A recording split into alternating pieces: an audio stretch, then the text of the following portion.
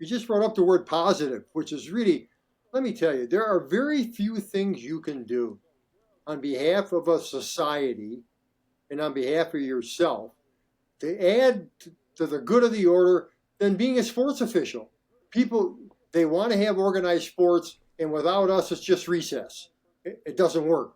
You have to have us. So what you can bring to the table is so important, and it's fun. Hey, it's challenging, right? And I have a speech that I give. You have to love it when they boo, and I mean it.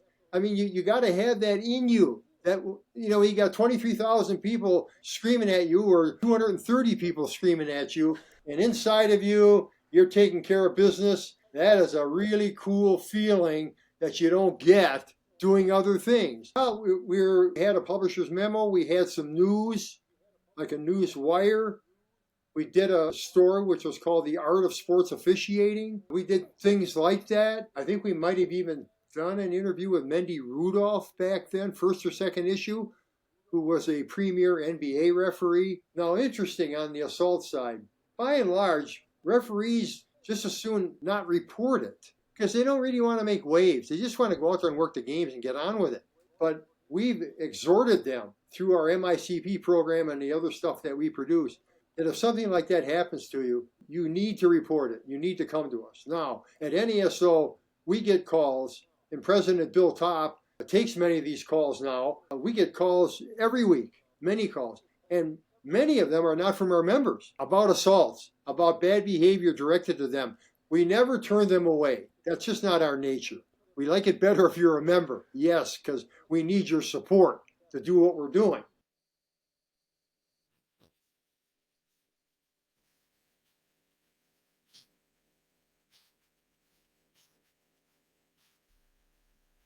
And now, Episode 5, Letter E, Ethics.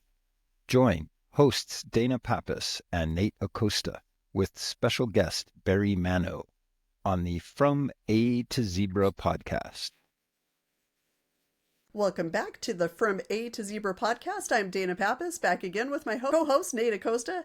Today we're visiting with a guest who can be described as a true visionary, a staunch advocate, an educator, and a friend to officials across the world. On today's episode, we are covering the letter E, and our special guest will be talking with us about the most important element of the officiating industry, and that is ethics. So our guest today is the one and only Barry Mano. Barry founded Referee Enterprises Incorporated, or REI, in 1976 and became publisher of Referee Magazine. NASO, or the National Association of Sports Officials, was then formed in 1980 to provide benefits and services to the nation's sports officials. While Barry stepped down as president of NASO last year, he remains the chief strategy officer for REI and the publisher of Referee Magazine. So while he stepped down from one position, he still works probably 1,000 hours a week, if I know Barry. So we appreciate his time this evening. We can honestly say that we have one of the most important people in officiating on our podcast today. Barry has set the standard when it comes to support, advocacy, recognition, protection, and celebration of officials for almost 50 years, and it is a high standard. It is a very high standard. Barry Mano, welcome to the From A to Zebra podcast, and thanks so much for taking time to visit with us. So as Nate mentioned, tonight we're talking about the letter E, we're talking about ethics, but before we get started talking about that topic of the day, we'd really love our audience to get to know you. Can you tell us a little about your journey and that led to the creation of REI and NASO? Sure, great to be with you. In brief, my dad was a referee, and then my older brother and I became referees because we needed part-time jobs getting out of high school and even while we were in high school. So sure beat going down and working at a Walgreens or something. So we got into the officiating business. So it was fairly easy for me to have that entree because my dad was doing what he was doing. And subsequently, my father assigned games for 26 schools in the southern Wisconsin area. So I know I was the best referee in southeastern Wisconsin when I was about 18 years old. And I had a full schedule to prove it, but it just opened the door to go in and start doing that. My older brother and my younger brother just wasn't part of his DNA, really didn't want to go out there and put himself on the line and listen to all the stuff that was being hurled at you. So it was just my older brother, my dad, and Barry got going in officiating. And then, as we went along internally, I don't like to accept disrespect. I can understand divergent opinions. I can understand people who don't agree with me, even though they're wrong. No, they can disagree with me. That's fine. But the stuff that was being hurled at us, and the disrespect and the innuendos, just really got to me. And after refereeing for a number of years, the thought came to me one day. I was literally driving around in my car. I had left a very well-paying job at the Schlitz Brewing Company. I was in their urban affairs department, a minority affairs department, not an urban affairs department. It was a minority affairs department, and I was the minority in that department at that time. And so finally, after doing that for 3 years, I just wanted to move on. I wasn't a large corporation type of human being, and I left on my wife's birthday. I resigned, came home and told my wife, Jean, that I had resigned, and she said, well, let's go have dinner. And about a couple, 3 months later, I'm driving around in my car, and right on my dashboard sat this concept about a magazine to support sports officials and an association. It was all sitting right there on my dashboard, looking at me. And I thought, that sounds good to me. And so I took that and went down to see an attorney who had incorporated, my brother and I were professional drag racers for 8 years, and he had incorporated our drag racing team. And so we went down to talk to this lawyer because we figured it wouldn't cost us a lot of money. And that's where I broached the topic of a magazine for sports officials, and then in the future, if we could, an association for officials. And so that's how that all started during 1975. And then the first issue of the magazine was January of 1976. And by the way, my mother was very glad that I was on my way to being re-employed versus not being employed. I'm sure Jean was happy about that too. And Jean was also, she was a full-time, she was a full-time foreign language teacher, French and Spanish. Ultimately, she became the chair of the foreign language department at a large high school here in Racine, Wisconsin. But I always say this, without Jean Mano, there is no Referee Magazine. Because for 3 years, I couldn't pay myself. Absolutely. So we were living on her teacher's salary for those first 3 years. What was the theme of that first magazine?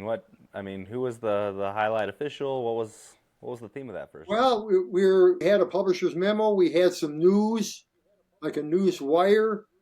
We did a story which was called The Art of Sports Officiating. We did things like that. I think we might have even done an interview with Mendy Rudolph back then, first or second issue, who was a premier NBA referee.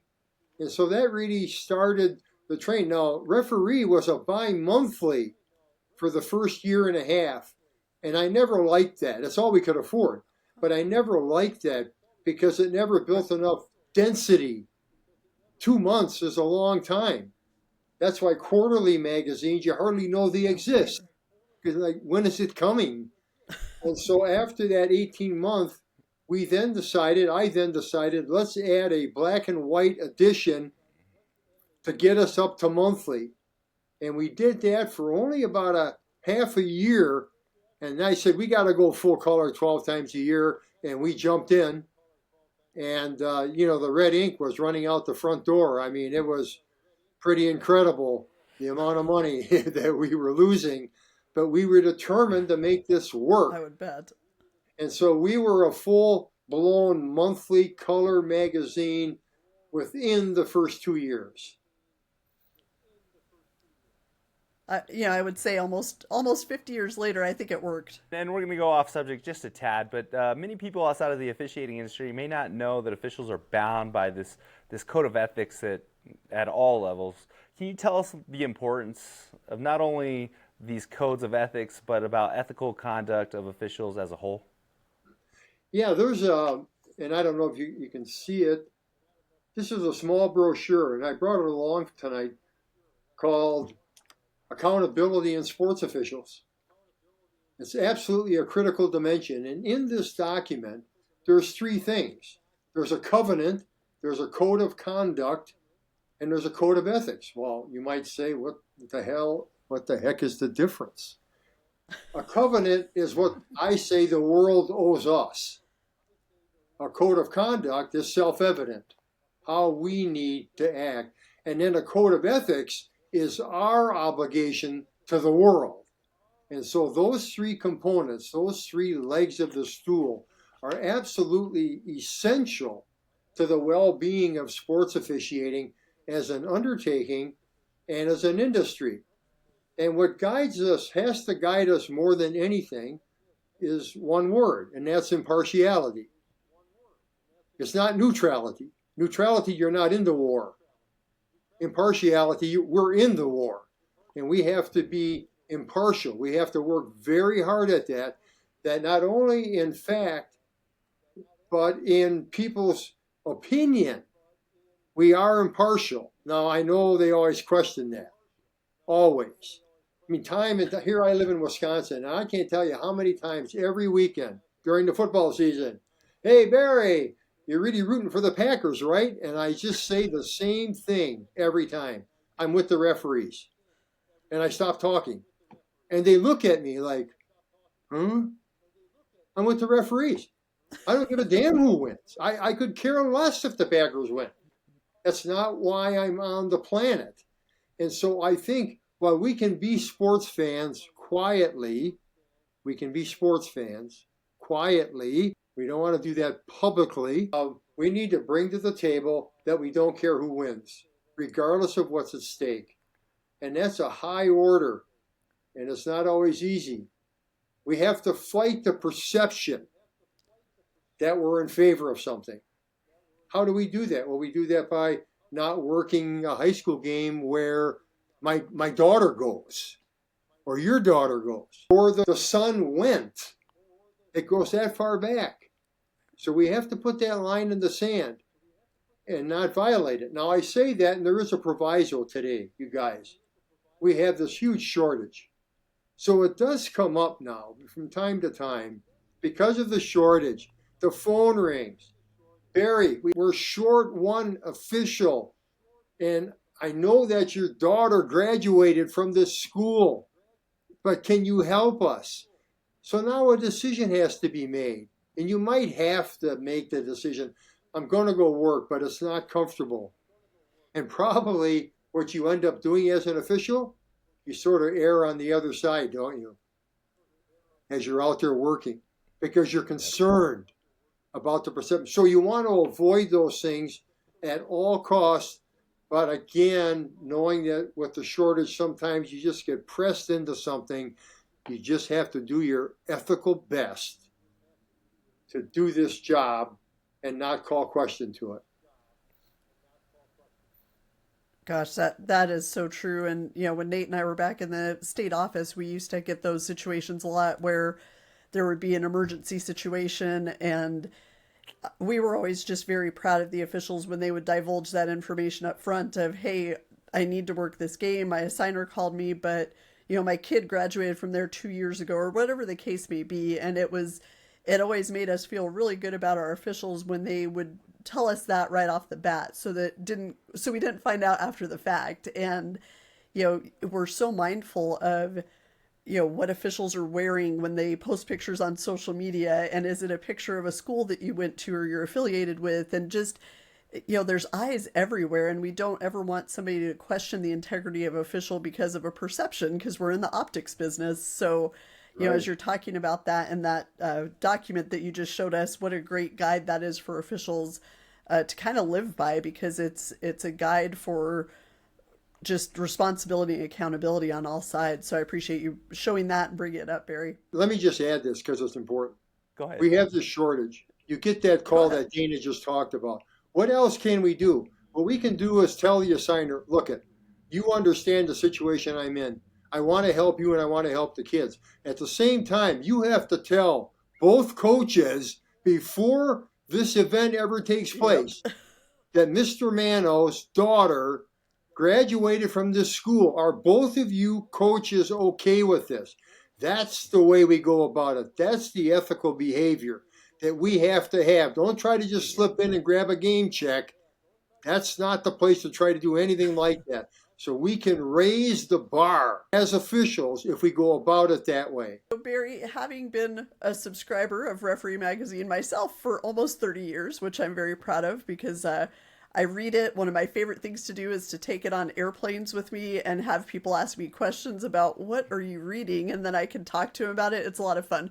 But I know that ethics has really been a recurrent theme and a core belief of the publication. Are there some articles that maybe stick out to you the most as the most impactful on this subject? Yeah, there's a number that we've done over the years. I was just reviewing this 132-page full-size document that we produced, which were for the 40th anniversary in 2016. You just mentioned we're going to be celebrating our 50th in just 2 years, 2026. So we did 40 stories that we were most proud of.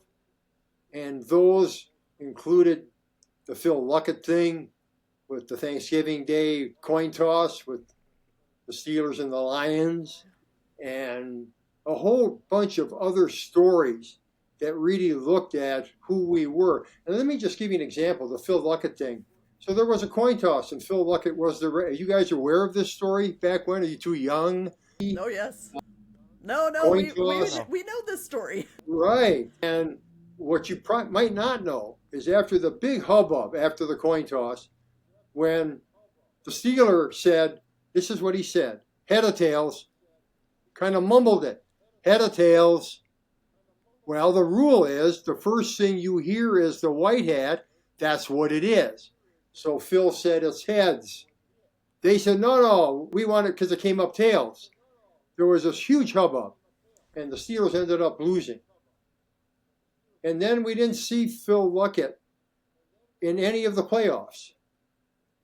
And he was very highly rated. Well, a month or so later, a very large white envelope ended up on my desk at Referee Magazine. I thought, what the heck is this? It was kind of fat. I opened it up. There was a cassette tape. There was enhanced audio in there. And there was a letter from somebody, lives in Texas, talking about what had happened. I thought, sort of seems like this is like from Phil Luckett. I knew he lived in Texas. I went back and talked to our editors. They were all sort of like, holy smoke. I went back and phoned Phil Luckett at his home. He picked up, and I said, Phil, I got the package you sent me, and I just stopped talking. And he said, Barry, I'm glad you got it. And we started talking. I went down and visited with him, and we did that story. And while we were doing the story, putting it together, my phone rings. It's Jerry Seaman, supervisor of officials, vice president of officials. And I knew Jerry. And Jerry was part of the ODA. I had invited him to be the ODA. He basically called to say, be best if you didn't really do this story. I said, Jerry, man, with all due respect, it's a story that has to be told. And so over the years, we've done stories like that. What was sort of our toughest slog? Tim Donaghy. Holy smoke. When that story broke, I remember I was in Cheyenne, Wyoming at the Frontier Days Rodeo, Cheyenne Frontier Days with my wife. My phone starts ringing, and now the story breaks about Tim Donaghy. In fact, that year we're doing our summit in Denver, Colorado. I have to leave the rodeo early, drive down to Denver, and I did 11 media interviews in the next 13 days to deal with this Tim Donaghy story, which was horrible. I felt terrible about this. I knew Tim's dad. Jerry Donaghy. And now this happens? It was just a black mark on us that took us years to get over. There was a Jesuit And I still think we're many centuries ago, and his name was Balthazar Gracian. And Balthazar Gracian said, "One breath of scandal freezes much honorable sweat." And that has guided me, and it has guided us all the years. We can't misstep. Yes, now Tim Donaghy sort of apologizes, and then he gave that up and he got into organized gambling. I mean, legal gambling. Just not good when something like that happens to us. So those kind of stories we do at Referee Magazine, they're not easy to do. Oh, for sure. No, and I think with the whole that situation as officials now, we're still dealing with that with our background checks and our credit checks and everything else that comes with those situations. And so, of course, for the better and for the safety of the game and the contest, but that's definitely something that we're still dealing with. You know, you talked about that being a big deal, you know, within the area of ethics. Can you share maybe some other incidents that challenged the officiating industry as a whole, and how did REI and NASO work to address those? Well, you know, they've been more on the international stage than here in the U.S., thank goodness. So there's been a plethora of cases involving soccer referees, international soccer referees, that it turns out were accepting money. And you hear something like that and you cringe. How about this? Because this is coming at us, by the way. Advertising on sports officiating uniforms. It's coming to a theater near you soon. It's already happening internationally. How do we feel about that? I don't like it. As I said at our edit breakfast the other morning, let's say you have a case, your case is going in front of a judge, and you walk into a courtroom and the judge has some decals on his or her robe, advertising decals. How does that make you feel? It almost makes you feel like the judge is there for some different reason. I worry about that because there's movement in this country to start putting some advertising on the officials. And I don't care how much money they would give us. When somebody brings that up to me, well, Barry, they'll get a slice of the pie. I don't care about that. Just pay us more game fees if that's going to be the issue. So we come down hard on that, and we're wrestling with a feature story that's going to be coming up in Referee Magazine on that very topic. That's a great topic, and it's crazy to think about, you know, officials looking like NASCAR vehicles. That's not something I can even imagine, nor would I want to see. But you're right, it's pervading into all different aspects of our society, and everything. It's like everything's up for sale. Space is up for sale, and it's, you know, officials' uniforms should not be one of those spaces. Barry, I want to kind of go off subject a little bit, but something that, as a person that, you know, I obviously have worked closely with NASO over the years, one of the things that NASO REI is huge on with advocacy of officials is also protection of officials. And one of the things that, you know, people may not be aware of is officials' assault legislation. Can you talk about kind of how that came to be, when it started, the ball rolling, what precipitated the need for that, and maybe where we are as far as states that have assault legislation for officials? Sure, NASO really was out totally in front of that effort to get assault legislation, to make it more than a simple misdemeanor to assault a sports official. That's what we were chasing, because we were getting more and more reports in our offices all the way back in 1980, 81, 82, 83. And it was just a simple misdemeanor, if anything. And so we started to work very hard. And as Dana knows better than anybody, it has to be done state by state. There is not federal legislation, never has been. So we've been successful in, I believe right now, 23 or 24 states to get assault legislation passed So it raises the bar. There's a more severe penalty in what you do.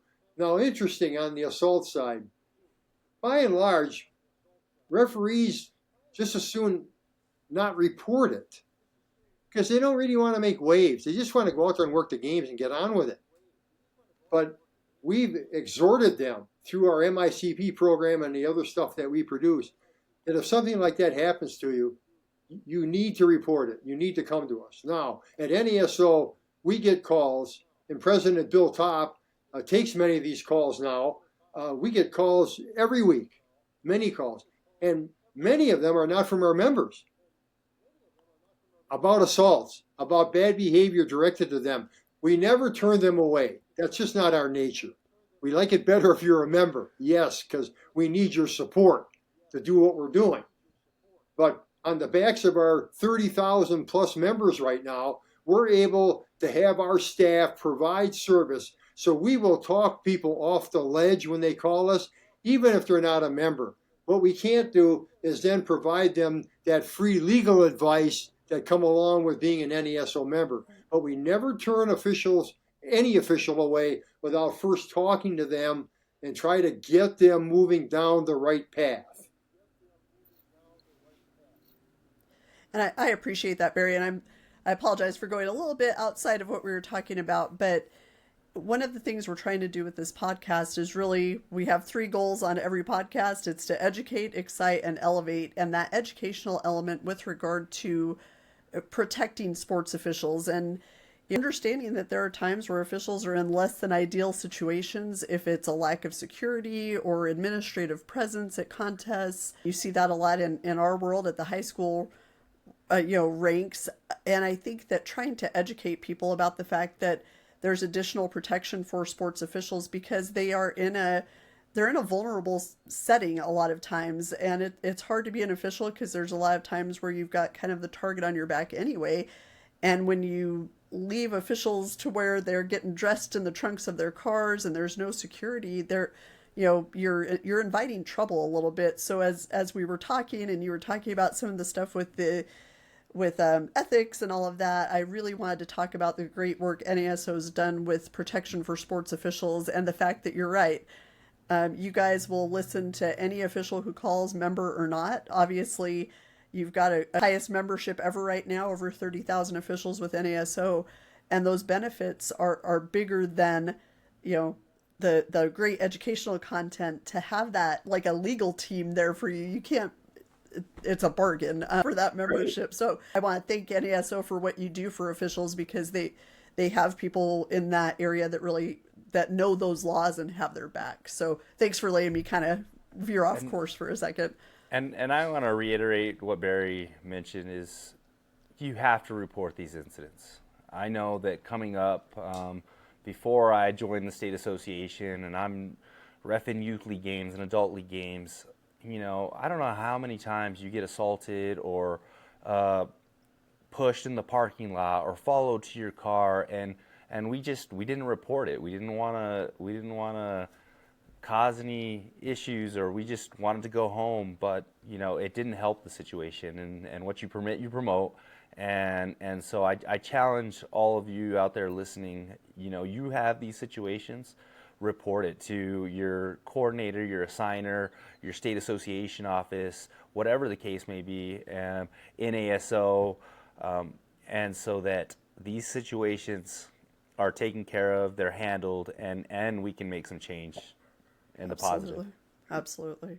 Yeah, well said. And Nate, you just brought up the word positive, which is really, let me tell you, there are very few things you can do on behalf of a society and on behalf of yourself to add to the good of the order than being a sports official. People, they want to have organized sports, and without us, it's just recess. It doesn't work. You have to have us. Right. So what you can bring to the table is so important, and it's fun. Hey, it's challenging. Right. And I have a speech that I give. You have to love it when they boo. And I mean it. I mean, you got to have that in you. That, you got 23,000 people screaming at you or 230 people screaming at you. And inside of you, you're taking care of business. That is a really cool feeling that you don't get doing other things. And so that makes it very important. No. And organized sports relies on us, so we have to take it very seriously. But boy, it's an adrenaline rush, isn't it? When you're out there doing this, blowing the whistle or not blowing the whistle. I mean, that's fun. So much. And Barry, I love when they boo. It's so funny because I remember all the times I've talked to officials and they'll be like, "Yeah, my friends think I'm a little crazy because I say that this is my stress relief." And if you don't get it, you wouldn't understand why people love officiating and all of the good things, because we have to. The reality is we have to talk about things like assault legislation. We have to talk about the negative, but 95% of what officials do and experience is so good and so positive, and you build these lifelong friendships and this family of officials, and there's nothing else like it in the world. And I don't think that it necessarily exists even with coaches or players. There's something special about officiating that, with this podcast and working with NASO for years, we're really trying to harness that and show people what it's about and show that human side of officials. And, I was getting all pumped up when you were talking, Barry, because you talk all the time about just that excitement. And if you don't know, you don't know. And it's unfortunate. There's so many opportunities. If you're a student athlete that's out there, if you're a parent who has a kid that maybe is about to graduate, you've been spending your life in a gym watching your kid play, they're done, come be an official. I mean, it's a good outlet for anybody who's been around sports. So I'm so glad you brought that up. And when I'm promoting, go to a party, you go to a party and you tell somebody you're an official, and they go, "You gotta be nuts. Doesn't that make you feel good?" Yeah, man, I can do this. Most people can't do this. That's part of what I call the psychic income of being a sports official. Sorry, Nate, I interrupted you. No, and all I'm going to say is that I am on this kick where when I talk about officiating, I don't talk about the times that I was yelled at or I was booed or I was some kind of negative thing happened, because that's a very small percentage of what I actually do. When I step on that floor with the crew and we have that beverage after the game, those are the things that I remember and those are the things that I talk about. There was a time recently that I was just like, I'm tired of, everybody, using the negative to promote officiating. Hey, we need more officials, so stop yelling at us. It's your fault that we don't have officials. It's, well, as we advertise more of that, it seems like all is negative.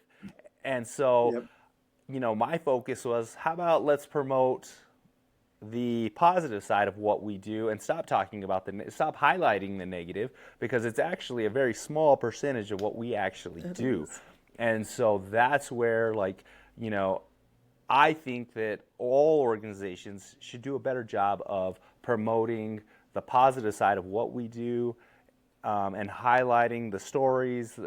Again, we do need to address some of these negative things, the abuse, the verbal, all of that. But I think that when we're using that as the focal point of why we're short officials, then that's when we run into the issue of other people that are thinking about it going, well, all they ever talk about is them getting yelled at. Why would I want to do that?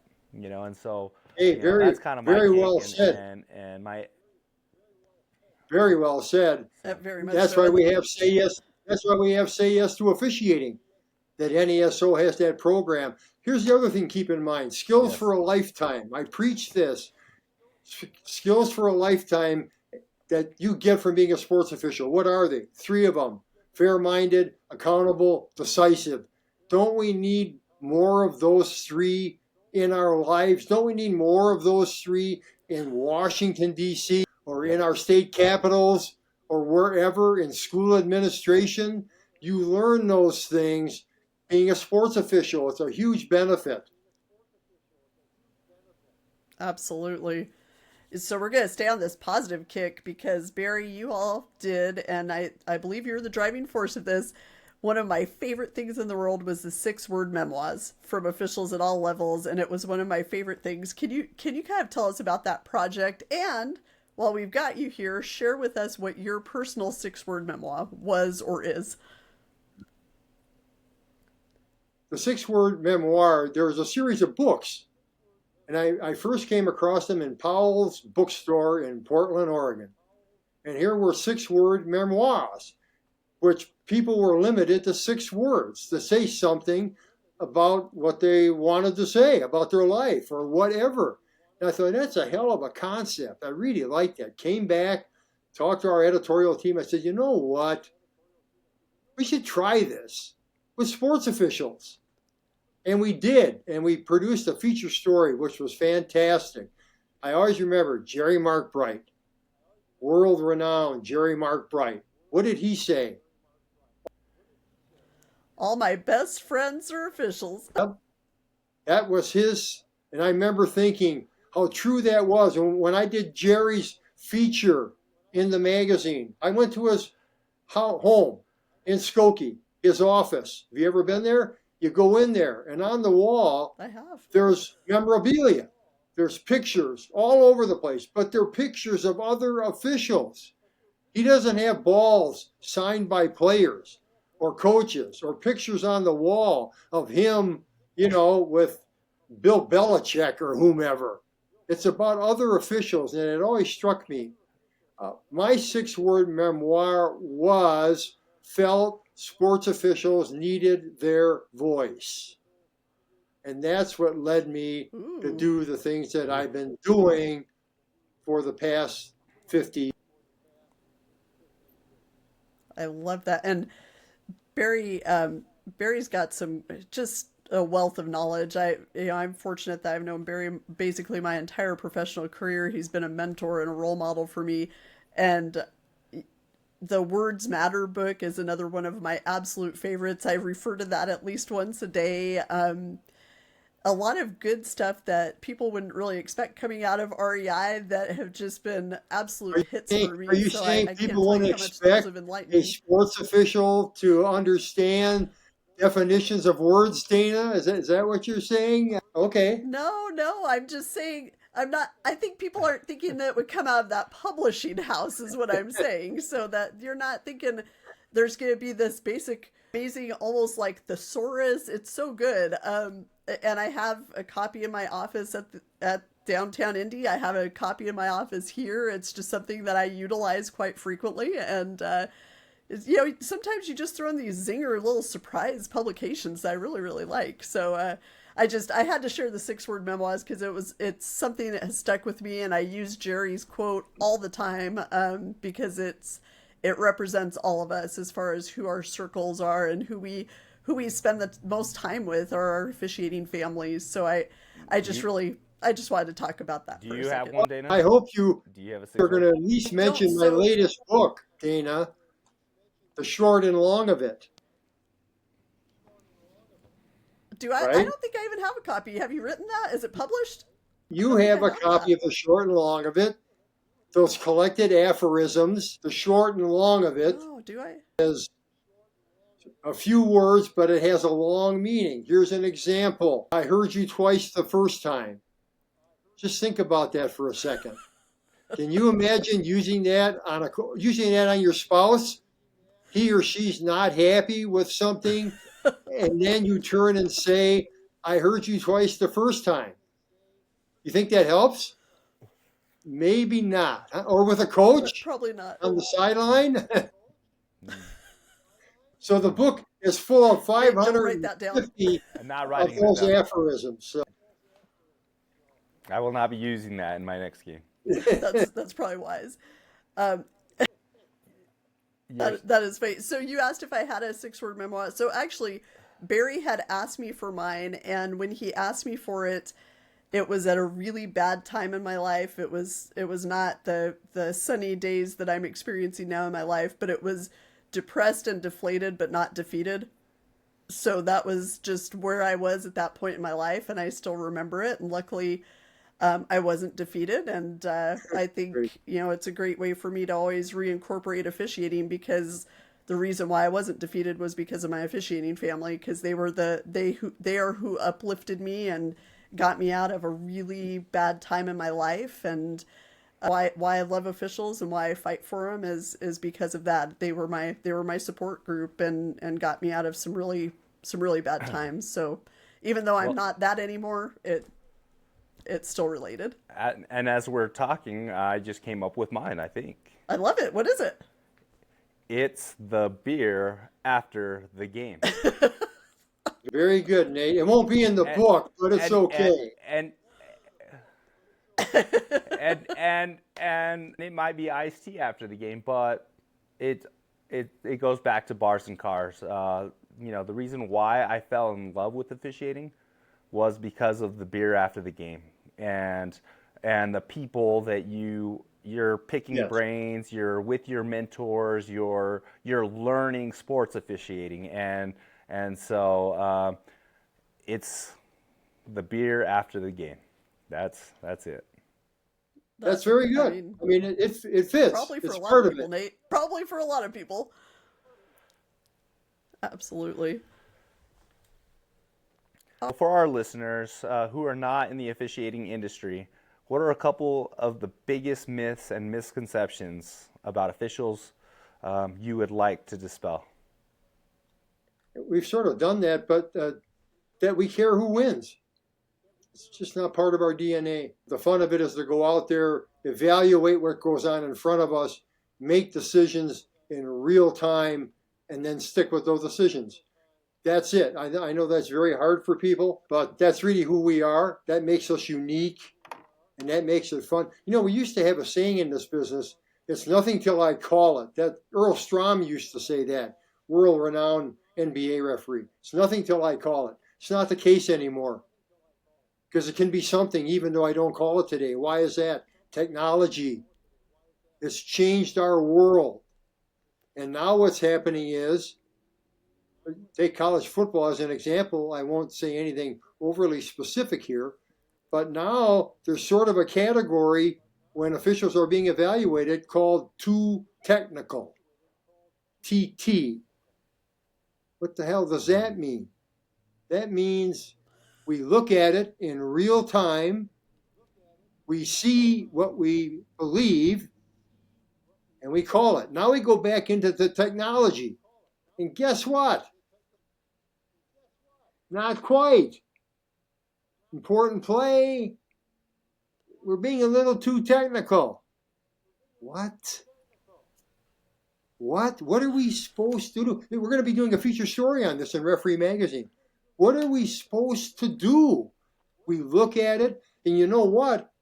We're being forced to be more technical, if you think about it, because you're out there doing things. You know it's all being recorded and going to be reviewed. Doesn't that change your perspective as you're watching something unfold? You better believe it. It has to. It used to be. It's nothing till I call it. Today, it's something, and now I got to go chase it down and call it. That's different. So that's become a real challenge. In a way, what they're saying is, listen to this. We need more Jerry Markbrights today. That's ironic, because Jerry Markbright he did what he had to do and took care of the game like few people in history.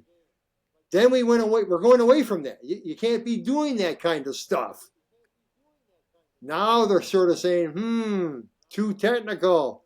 Maybe we need a few more Jerry Markbright flavors into this thing. Imagine the challenge for us. But we can do it. We'll succeed. But it's taxing, and it's not easy. It is. And that's a great kind of driving point is as the game has evolved, the way that officials have had to adapt and change and adjust, and they have to be so agile with regard to, new supervisors and new philosophies and new technologies, and just thinking about, if you think about from the time REI started until now, the amount of changes and technological advances and all of the differences from then to now, and to to give credit to REI and NASO, you all have stayed on the forefront of that and have provided information and education for officials. And like I said, we talk all the time about elevate, educate, excite, and I can't think of another organization that does that as well as you all do with with the Gold Whistle and the Milnerall Award and the Inspire Award, all of those things that elevate officials, that are exciting, that the NASO summit every year is the shot in the arm to get you started a new season. And it's something that I look forward to, and I have for my entire career. So Barry, thank you for your vision and for getting this thing started almost 50 years ago, and really giving this gift to everybody who works. Nate's an official, me on the administrative side, because we wouldn't continue to thrive without the work that you all do. So thank you for your vision and getting that dream accomplished and sticking with it all these years and fighting the fight for officials. And Barry, I joked earlier before you got on, you are like the Hugh Hefner to referees. Hey, I mean, you gave us a magazine that. Wait a minute. You gave us a magazine that we all want to open and look at. I understand the flavor. Better, of course. Thank you that very was a much. Compliment. That was a compliment. I just figured that out. Like I said, my favorite thing to do. Was that a backhanded compliment? I'm not sure what kind of compliment that was. But if you're, Nate, I don't know if you do this, take your referee with you. It's a conversation starter on planes. Sometimes I'll actually give my copy to somebody who shows interest. They're like, I didn't know there was a magazine just about officials. And they're like, is that like Sports Illustrated? I'm like, exactly. And then they'll kind of start looking through it, and it's cool. That's a cool way to educate just, 13D on the flight next to you about what is officiating, what do we do. So Barry, thank you again for taking time with us. Barry, thank you so much. And again, thanks for everything you do. We appreciate your time, and I look forward to seeing you. Hopefully you can meet us in Skokie sometime for what I call breakfast and what you call dinner with the Mark Brights, because we'd love to see you. Love to see you at 6:30 in the morning. It's great. Next week, join us for episode 6, letter F. We will be talking about one of our favorite things about officiating, and that is family. Nate and I are going to have 3 members of our officiating family, Jimmy Casas, Wilson Holland, and Aaron Schlesinger, joining us for learning and laughter. Check us out on social media on Facebook, Instagram, and X to find out episode recaps and previews of upcoming shows. From me, Nate Acosta, thanks for joining us, and have a great week. Be sure to hit that like button, follow, subscribe, and also catch From A to Zebra on Instagram at from_A_2_zebra, Facebook, From A to Zebra Podcast, and on X at From A to Zebra.